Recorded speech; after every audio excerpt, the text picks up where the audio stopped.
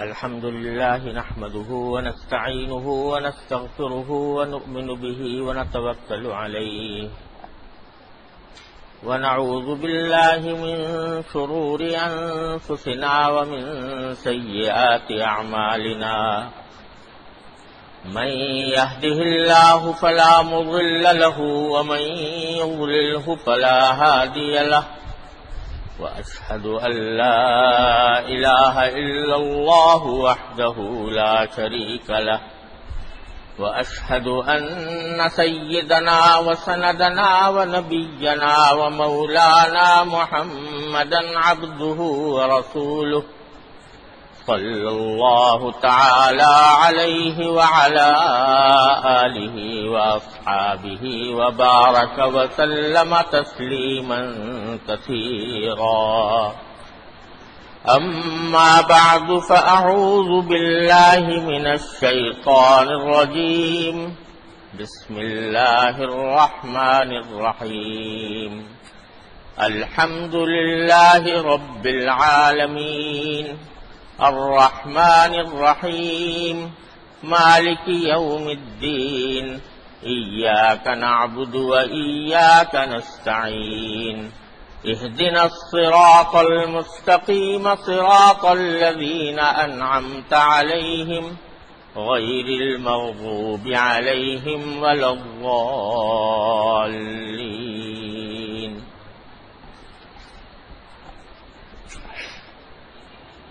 بزرگان محترم اور برادران عزیز، سورہ فاتحہ کی تشریح اور تفسیر کا بیان کچھ عرصے سے چل رہا ہے،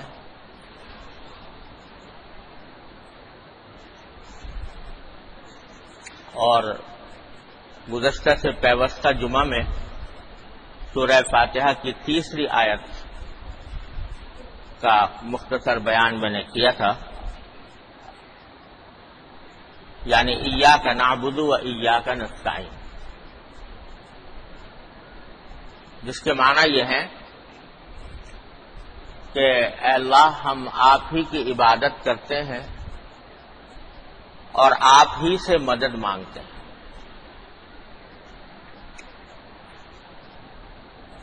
اس میں اس کا ایک پہلو تو گزشتہ سے پیوستہ جمعہ میں نے عرض کیا تھا کہ جب اللہ تبارک و تعالیٰ نے یہ فرمایا کہ باری تعالیٰ روز حساب کا مالک ہے، مالک یوم الدین، جزا و سزا کا مالک ہے، تو سوال پیدا ہوا کہ ہم اس جزا و سزا کے دن کس طرح کامیاب ہوں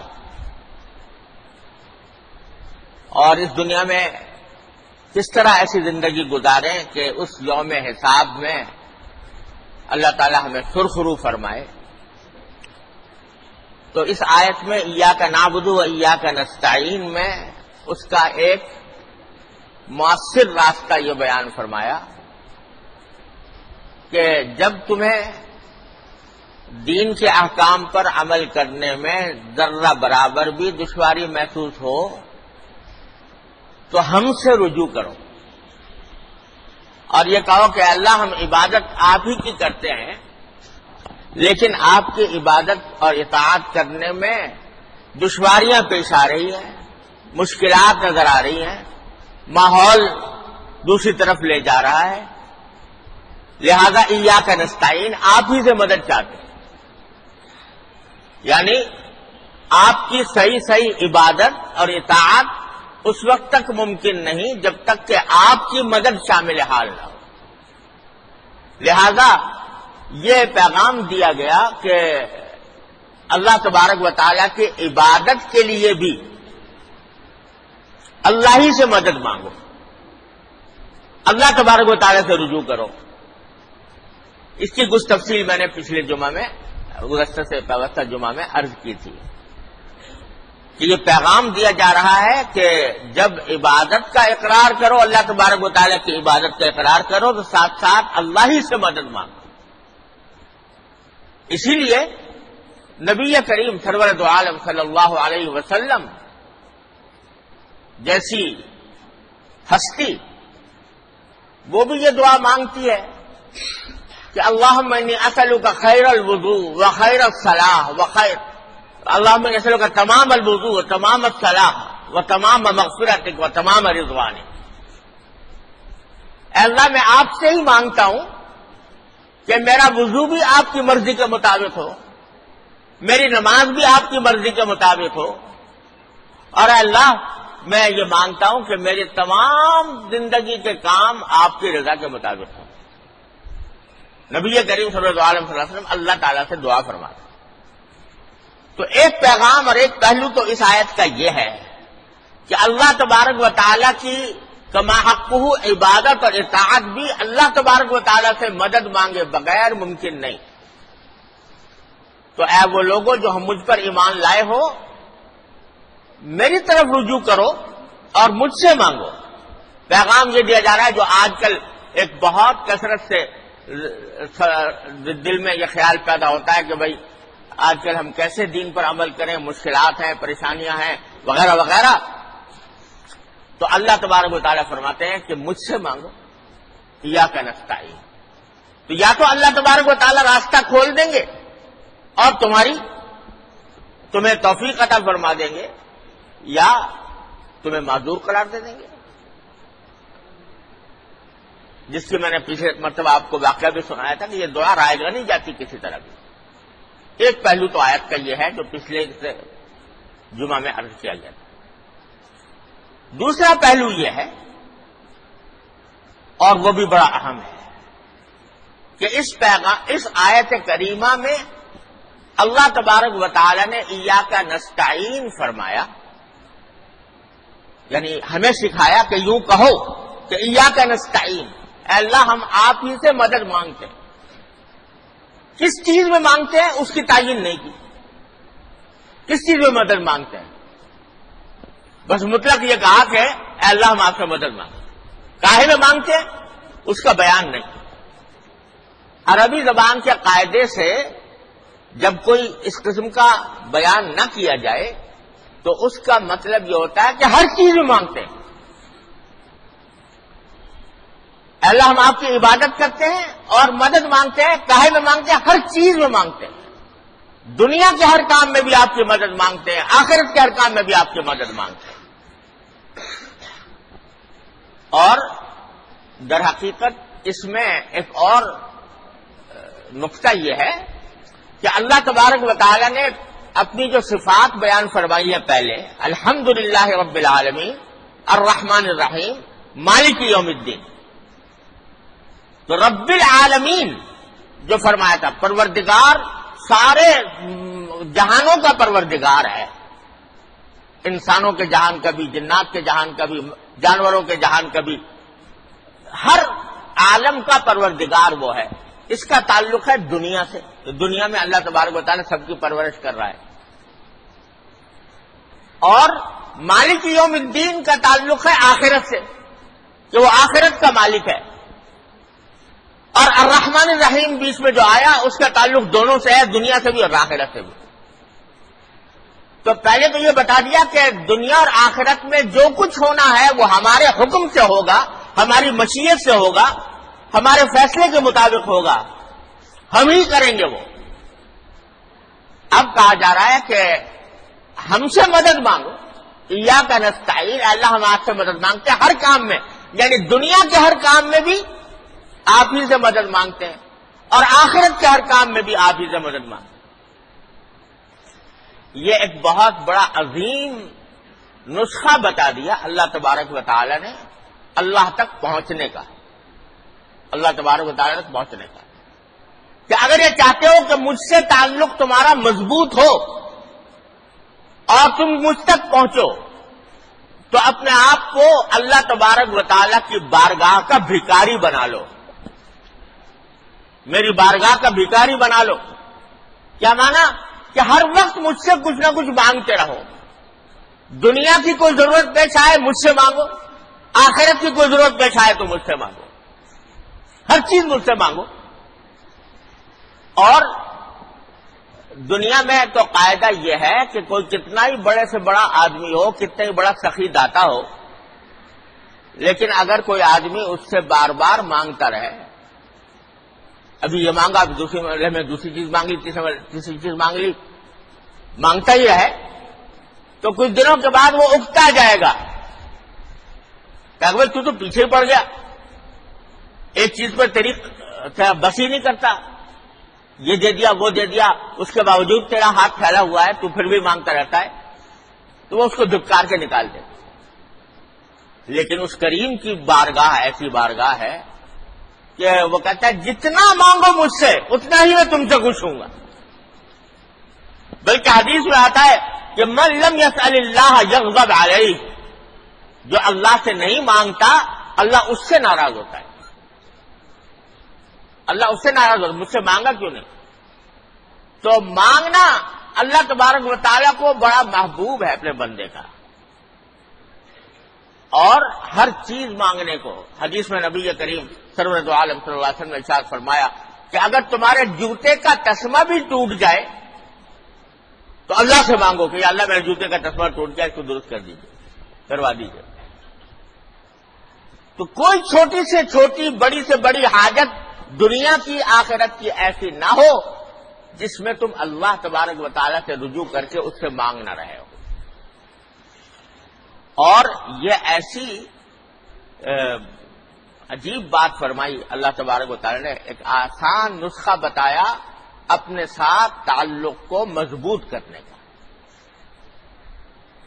مولانا رومی رحمۃ اللہ علیہ جن کی مثنوی مشہور ہے، وہ ایک جگہ انہوں نے فرمایا کہ دیکھو کبھی تم نے چھوٹے سے بچے کو دیکھا ہو، چھوٹا بچہ جو ہے جب تک وہ اس میں سمجھ پوری طرح نہیں آتی تو ہر کام میں وہ ماں کو، اپنی ماہی کو سب سے بڑا کارساز سمجھتا ہے۔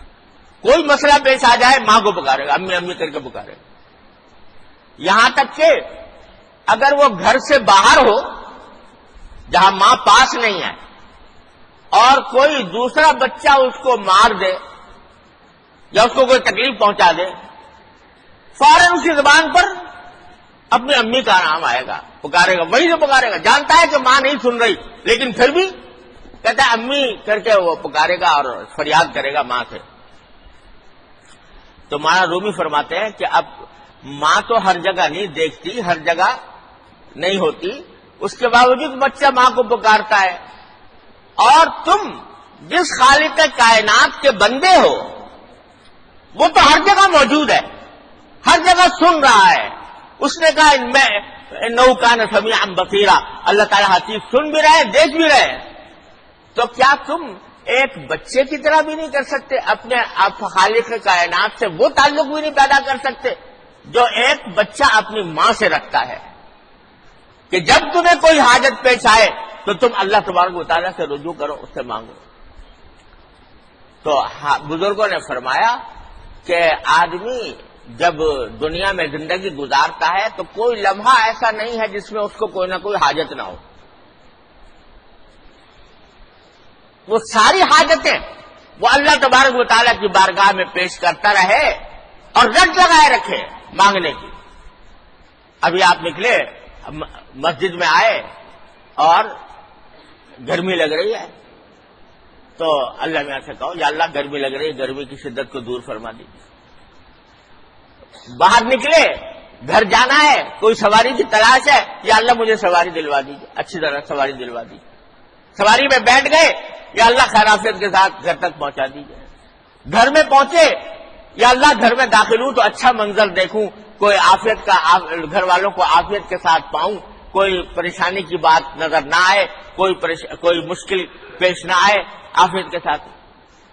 جو کام بھی کر رہے ہو اور جس کام کا آگے ارادہ ہے اس کام میں بھی اللہ تبارک و تعالیٰ کو مسلسل پکارتے رہو، مسلسل اللہ تبارک و تعالیٰ سے مانگتے رہو، اس سے تمہارا تعلق اللہ تبارک و تعالیٰ کے ساتھ مضبوط ہوگا اور تم اللہ تعالیٰ تک پہنچنے کا نزدیک ترین راستہ اختیار کر رہے ہو۔ آپ نے سنا ہوگا یقیناً کہ نبی کریم سرور دو عالم صلی اللہ علیہ وسلم نے مختلف مواقع پر پڑھنے کے لیے دعائیں تلقین فرمائیں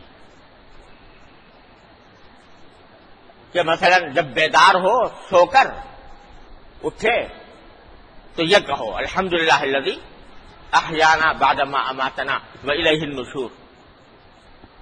جب اٹھ کر غسل خانے میں جانے لگو تو پہلے پڑھو اللہم انی اعوذ بک من الخبث والخبائث، یا اللہ میں آپ سے خبیث مخلوقات سے نجاستوں سے آپ کی پناہ مانگتا ہوں. فارغ ہو کر واپس آؤ تو کہو کہ غفرانک الحمدللہ الذی اذھب عنی الاذی وعافانی. وہاں سے پھر مسجد کو جانے لگو فجر کے وقت تو کہا اللہم اجعل فی قلبی نورا فی بصری نورا فی سمعی نورا وعن یمینی نورا وعن شمالی نورا. یہ دعا تلقین فرمائی. مسجد کو جاتے مسجد میں داخل ہونے لگو تو کہا اللہم افتح لی ابواب رحمتک. مسجد سے باہر نکلو تو کہا اللہم انی اسألک من فضلک. اور جب اپنے گھر میں واپس آؤ تو کہا اللہم انی اسألک خیر المولج و خیر المخرج، بسم اللہ ولجنا بسم اللہ خرجنا وعلی اللہ ربنا توکلنا. کھانا سامنے آ جائے تو کہو کہ الحمدللہ الذی رزقنا ھذا من غیر حول منی ولا قوہ. کھانا شروع کرو تو بسم اللہ الرحمن الرحیم پڑھ کر شروع کرو. ختم کرو تو کہو الحمدللہ الذی اطعمنا وسقانا وجعلنا من المسلمین. غرض مختلف زندگی کے مراحل میں، مختلف مرحلوں میں نبی کریم صلی اللہ علیہ وسلم نے مختلف دعائیں تلقین فرمائی. یہ دعائیں بذات خود بھی ایسی ہیں کہ اگر ایک بھی دعا قبول ہو جائے اللہ تبارک و تعالیٰ کی بارگاہ میں انسان کا بیڑا پار ہو جائے. دیکھو جب مسجد میں داخل ہو رہے ہیں تو کیا دعا پڑھے؟ اللہم افتح لی ابواب رحمتک، اے اللہ میرے لیے رحمت کے دروازے کھول دیجئے. اگر یہ تنہا چھوٹی سی دعا یہ قبول ہو جائے بارگاہ الہی میں، رحمت کے دروازے کھل جائیں اللہ تبارک و تعالیٰ کی طرف. رحمت کے دروازے جب کسی بندے پر کھل گئے تو دنیا اور آخرت کا کوئی کام ایسا نہیں ہے جو اس کا سیدھا نہ ہو جائے. تو ایک ایک دعا ایسی ہے جو ایسی ہے کہ اگر اللہ تعالیٰ کے ہاں وہی ایک دعا قبول ہو جائے تو انسان کا بیڑا پار ہو جائے. یہ تو فائدہ ہے اس کا. لیکن دوسرا فائدہ یہ ہے کہ یہ بار بار اللہ تبارک و تعالیٰ کی طرف رجوع کر کے، بار بار اللہ تبارک و تعالیٰ سے دعا مانگ کر انسان اپنا رشتہ جوڑ رہا ہے اللہ تبارک و تعالیٰ سے، اپنا تعلق مضبوط کر رہا ہے. تعلق مع اللہ، یہ لفظ آپ نے سنا ہوگا، اللہ تعالیٰ کے ساتھ تعلق کا مضبوط ہونا. سارے صوفیاء کرام، سارے اولیاء اعظام جس مقصد کے لیے ریاضتیں مجاہدے کرتے رہے وہ یہی تو ہے کہ اللہ تعالیٰ کے ساتھ بندے کا تعلق مضبوط ہو جائے. اس کا آسان راستہ نبی کریم صلی اللہ علیہ وسلم نے یہ تلقین فرمایا. اور ایک زمانے میں نے پہلے یہیں پر ان دعاؤں کی تفصیل اور اس کے تشریح عرض کی تھی، شاید سال بھر تک سلسلہ چلا تھا. اب وہ چھپ بھی گئی ہے. میرے جو اصلاحی خطبات ہیں اس کے 15ویں جلد ہے، 13ویں جلد میں وہ ساری دعاؤں کی تشریحات وغیرہ بھی اس کے اندر آ گئی ہے. یہ کیوں ہے؟ یہ بار بار سرکار دو عالم صلی اللہ علیہ وسلم نے جو دعائیں کرنے کی تلقین فرمائی وہ کیوں؟ تاکہ بندہ ایاک نعبد و ایاک نستعین کا عملی مظاہرہ پیش کرے کہ اللہ ہم ہر بات میں آپ ہی سے مدد مانگ رہے ہیں، آپ ہی سے رجوع کرتے ہیں. تو جب بندہ اللہ تعالیٰ کی طرف اتنی کثرت سے رجوع کرتا ہے تو قرآن کہتا ہے اللہ یجتبی الیہ من یشاء ویہدی الیہ من ینیب. اللہ تبارک و تعالیٰ جس کو چاہتے ہیں منتخب کر کے اپنا بنا لیتے ہیں، اور جو بندہ اللہ تعالیٰ کی طرف رجوع کرتا ہے تو اللہ تعالیٰ اس کو ہدایت کا راستہ عطا فرما دیتے ہیں. یہدی الیہ من ینیب. تو ایاک نعبد و ایاک نستعین سورہ فاتحہ میں پہلے ہی قدم پر اللہ تبارک و تعالیٰ نے ہمیں آپ کو یہ تلقین فرمائی ہے کہ مجھ سے مانگا کرو. جوتے کا تسمہ ٹوٹے تو مانگو، چراغ گل ہو جائے تو مانگو، بجلی چلی جائے تو مانگو، کوئی بھوک لگ رہی ہو تو مانگو، پیاس لگ رہی ہے تو مانگو، گرمی لگ رہی ہے تو مانگو، سواری کی تلاش ہے تو مانگو، ہر چیز، ہر لمحے، ہر قدم پر کچھ نہ کچھ اللہ تعالیٰ سے مانگنے کی عادت ڈالو. اس میں نہ کوئی دشواری، نہ کوئی وقت خرچ ہوتا ہے، نہ کوئی پیسے لگتے ہیں. چلتے پھرتے اٹھتے بیٹھتے انسان اپنی حاجتیں اللہ تبارک و تعالیٰ کی بارگاہ میں پیش کرتا رہے اور مانگتا رہے. ایاک نعبد و ایاک نستعین. تو اس سے اللہ تبارک و تعالیٰ کے ساتھ تعلق مضبوط ہوتا ہے، اور اس کے نتیجے میں اللہ تبارک و تعالیٰ اس کی زندگی کو بھی استوار فرماتے ہیں. یہ ایک دوسرا پہلو ہے جو اس ایاک نعبد و ایاک نستعین کی آیت سے ہمیں سبق مل رہا ہے. اللہ تبارک و تعالیٰ اپنے فضل و کرم سے ہم سب کو اس پر عمل کی توفیق عطا فرمائے، اور اس کے فوائد دنیا و آخرت میں ہمیں عطا فرمائے. اس کے اور بھی پہلو ہیں، تو انشاءاللہ اللہ نے زندگی عطا فرمائی تو اگلے بیانات میں اس کو عرض کروں.